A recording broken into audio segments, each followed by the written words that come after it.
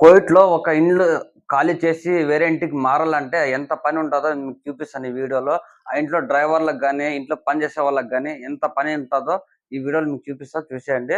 అలానే ఇల్లు ఖాళీ చేసేకి బయట నుంచి జనాలొస్తారా? లేకుంటే మనమే ఖాళీ చేయాలా?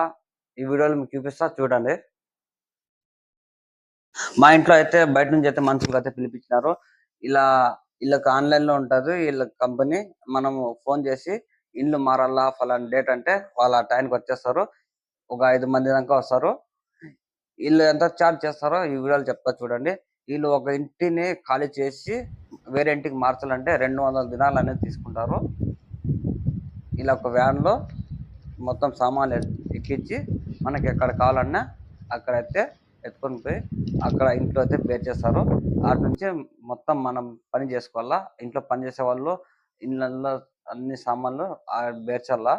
నాకు అలానే పని అయితే ఉంది. నేను టీవీలు, కొన్ని కార్బెట్‌లయితే చిన్న చిన్న సామాన్లయితే నేనైతే ఎత్తుకొని పోవాలా అక్కడికి. అలానే ఈళ్ళకి లగేజ్ బ్యాగులయితే గాని నేను ఎత్తుకొని పోయి అక్కడైతే పెట్టి రావాలా. నాకు చానా పని ఉంది.